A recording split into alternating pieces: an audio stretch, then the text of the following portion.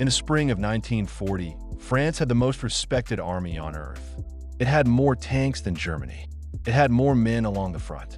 And it had the Maginot Line, a wall of steel and concrete so vast that most of the world believed it simply could not be broken. 6 weeks later, France surrendered. Not after 4 long years like the last war. 6 weeks. So here's the question that has puzzled people for more than 80 years. How does the strongest army in the world collapse that fast? The answer is stranger than you'd expect, because France was not beaten by a bigger army or by better weapons. France was beaten by an idea. Let me show you exactly how. To understand the fall, you first have to understand the confidence. France had been bled white in the First World War. An entire generation of young men lost in the trenches. The country was determined that it would never happen again.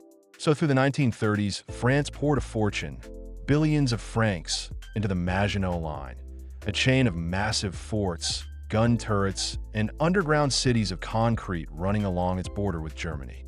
Some forts had their own railways, hospitals, and barracks buried deep beneath the earth. It was one of the greatest defensive structures ever built, and to the French public, it meant one simple thing: safety. Germany could never come through the front door again. But that wall hid a flaw and an assumption that would destroy France. The flaw was this: the Great Line did not run the whole length of the border. It stopped where France met Belgium. The French had wanted to extend it, but Belgium was a neutral neighbor and refused to be walled off and, as it feared, sacrificed. So there was a gap, and the French generals knew about the gap. The thing is, they thought they had already solved it, and that supposed solution was the real beginning of a disaster. Their solution was a forest. North of the Maginot Line lay the Ardennes, dense, hilly, tangled, with only a few narrow, winding roads. Every senior French commander agreed on one thing: no large modern army, and certainly no massive tanks, could move through that forest quickly. So they left it thinly held, defended by second-rate divisions, and they built their entire war plan around a single prediction. They were certain that if Germany attacked, it would come sweeping through the open plains of Belgium, exactly as it had in 1914. So the plan was simple. The moment the Germans moved, France and Britain would rush their very best armies north into Belgium to meet them head-on. Now here's the chilling part. On the German side, the first plan really was almost a copy of 1914, a heavy push through Belgium. But one general thought that was a mistake. His name was Erich von Manstein, and he argued for something far bolder and far riskier. Don't attack where they expect you.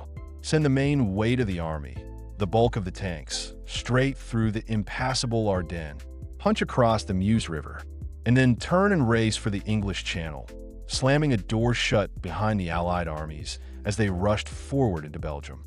Trap the best of France and Britain in a giant pocket, cut off from supplies and from home. It was a gamble of enormous size. If those tanks got stuck in the forest, the whole army could be caught helpless on those narrow roads. But after a German plane carrying the older plan crash-landed in Belgium and the secret leaked, the High Command leaned toward Manstein's idea, and Hitler approved it. So the entire war in the West now balanced on one bet. That tanks could cross a forest everyone swore was uncrossable. On the 10th of May, 1940, it began. Germany struck 4 countries at once: the Netherlands, Belgium, Luxembourg, and France. The Netherlands held out only 5 days. And as the attack thundered into Belgium, the Allies did exactly what the Germans were praying they would do. Believing this was the main blow, they rushed their finest forces north, the British Expeditionary Force, the best French divisions, straight toward what was, in truth, a giant decoy. The Matador had waved the cloak, and the bull charged. Because at that very moment, hidden among the trees to the south, the largest concentration of tanks the world had ever seen was quietly threading its way through the Ardennes, bumper to bumper, mile after mile. If anyone had spotted them and struck hard from the air, it could have been a catastrophe for Germany.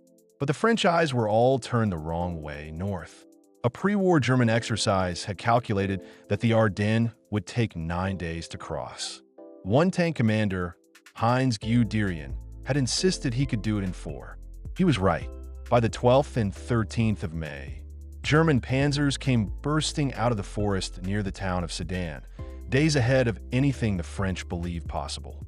Waves of dive bombers screamed down on the French defenders, and the nerve of one green French division simply broke.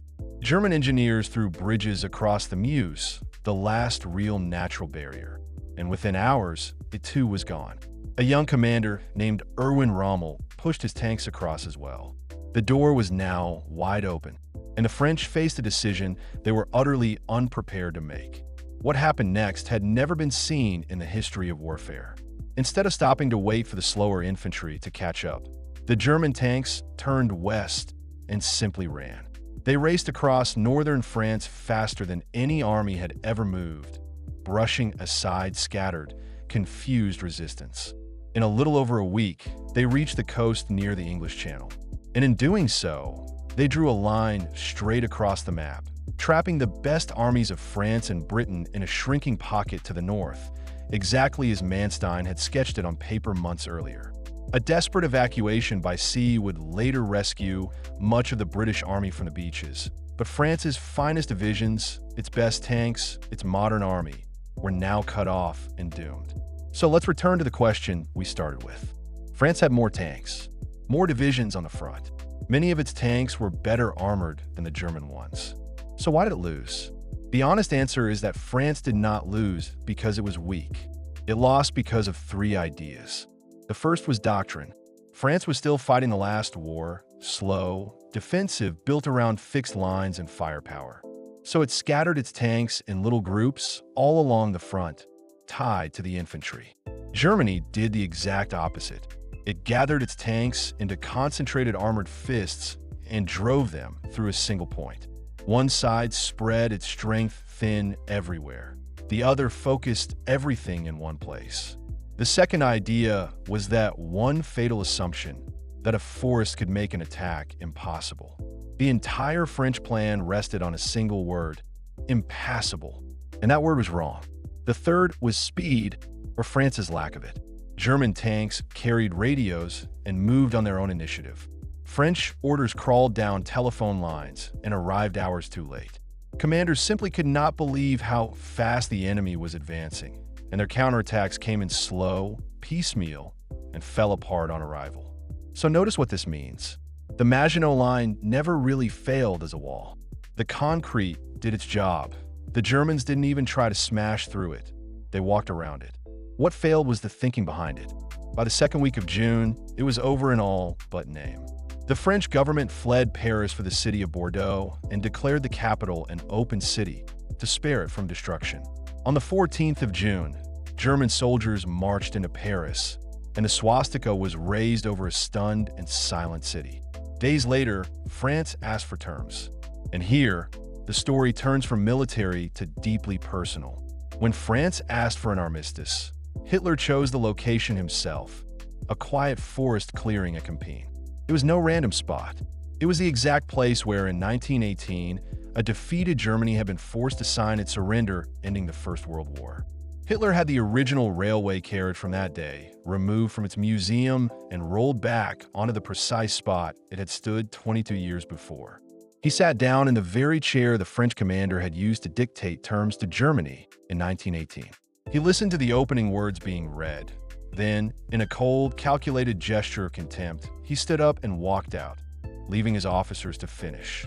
On the 22nd of June, 1940, in that same carriage, France signed. The country was carved in two. The Germans occupied the north and the entire west coast, around 60% of France, and the rest was left to a collaborationist government in the south. But not every French voice accepted defeat. A then little-known general named Charles de Gaulle had escaped to London, and over the radio, he told his countrymen that France had lost the battle, but not the war. The fall of France stunned the entire world. The army that many had believed was the finest on earth had been broken in just 6 weeks, and it left Britain to face Germany completely alone.